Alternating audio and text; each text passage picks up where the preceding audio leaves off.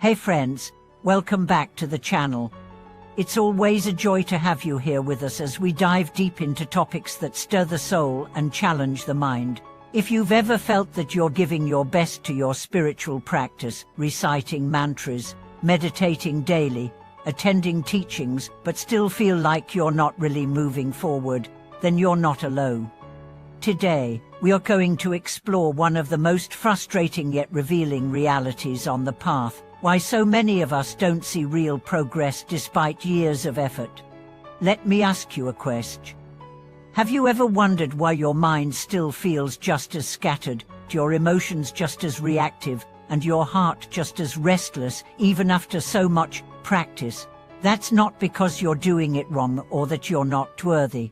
The reason, as we are going to uncover today, lies in three hidden challenges, three critical checkpoints that almost every sincere practitioner must confront. These aren't just concepts, they are lived experiences that form the very foundation or crumbling cracks of your inner temple. For now, let's begin our deep dive into these hidden barriers. We won't just talk theory, we'll walk with the stories of monks, lay people, and everyday seekers like you and me who have faced these trials. We'll explore what these three gates are, how they show up in daily life, and more importantly, how to move through them with clarity, courage, and compassion. As we continue our exploration, let's begin with the first invisible gate that many people don't even realize they're standing in front of: the gate of self-deception. Many practitioners begin with sincere intent.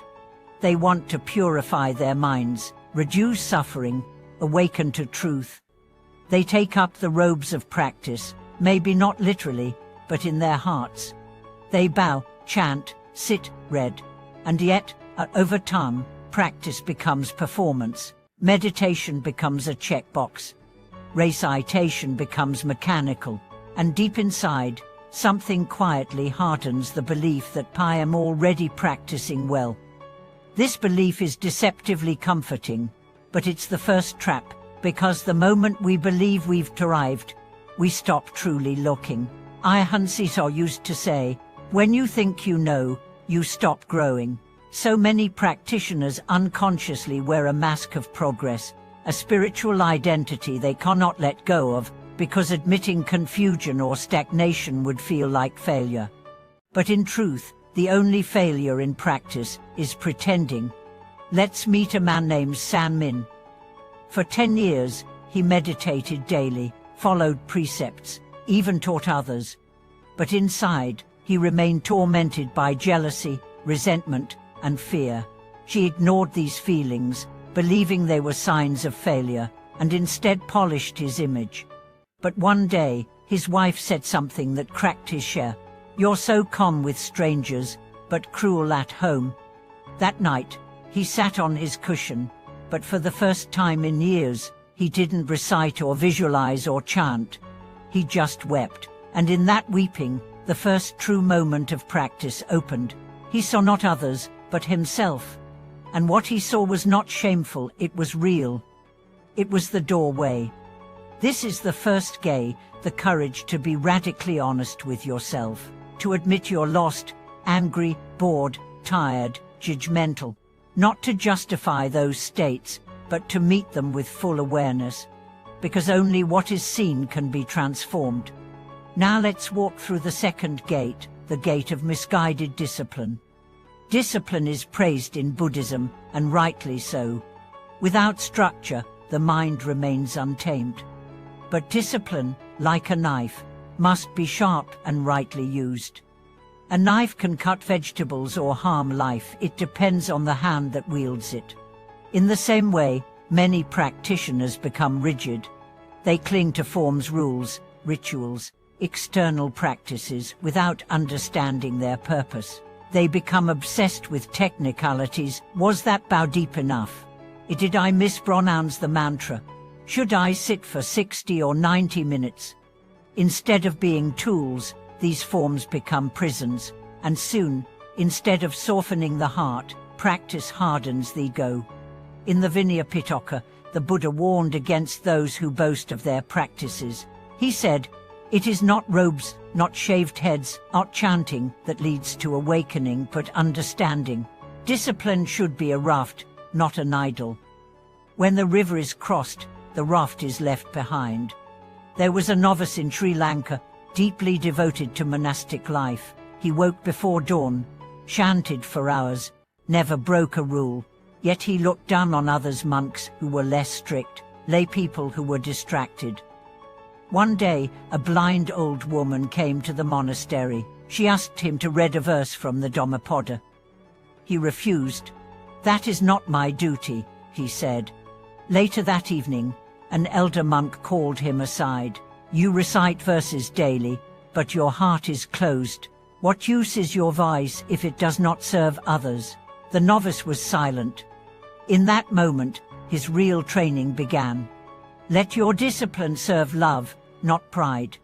Let it soften your judgments, not sharpen them. Let your rituals lead you inward, not into arrogance, but humility. And now, we come to the third and most challenging gate, the gate of fear of emptiness. Real spiritual practice doesn't just make life more peaceful, it dissolves identities. It challenges everything you believe yourself to be, and that's terrifying. Many people turn to Buddhism to feel better, to find calm, ease suffering, escape chaos. These are noble goals, but the heart of Buddhism is not comfort, it is truth, and truth requires letting go of the self you think you are. As you deepen your practice, you may find your preferences softening, your roles becoming less rigid, your desires becoming quieter. But then a voice may arise, "If I let go of all this, who will I be?" That voice is fear. The fear of not being someone. The fear of emptiness. This fear can stall practice more than anything. Because when you taste silence, not the silence of noise, but of identity, the ego recoils less. It wants something to hold, and emptiness offers nothing. But that's the beauty. Because in that nothing, everything becomes possible. Let me tell you about a woman who began meditating after surviving cancer. At first, she found great peace in the silence. But one day, in a retreat, her mind went completely still. No thoughts, no desires, oh self. She panicked. It felt like dying. She rushed to her teacher, who listened gently and said, "You are dying. That you that clings, that controls. Let it go." It took weeks for Mai to understand, but slowly, she saw that emptiness was not a void, it was freedom. When she stopped grasping, she began to feel everything more deeply, not as Mai, but as presence itself. Emptiness is not nihilism. It is not the absence of meaning, but the absence of grasping. When you let go of trying to control life, life flows through you. You don't lose yourself. You discover what cannot be lost. And that brings us to an important turning point. What happens when you move through these gates? When you stop pretending and become honest. When you let go of rigid forms and embrace purpose. When you step into emptiness without fear. Then, finally, practice becomes real. You begin to see that enlightenment is not some distant goal, it is your natural state when confusion drops away. You see that compassion is not something to be cultivated, but uncovered. You see that every moment is the path, not just on the cushion, but in traffic, in arguments, in failure, in joy. But more than that, you begin to taste freedom, not because your life becomes perfect, but because you no longer demand it to be. So let me ask you again, why do you feel stuck? Is it because you're not practicing enough? Or is it because you're still holding on to image, to form, to identity, to fear? The path doesn't require perfection. It requires honesty. It requires humility. It requires the willingness to keep seeing, to keep softening, to keep letting go. And here's the truth no one tells you. Feeling stuck is not a problem, it's a sign.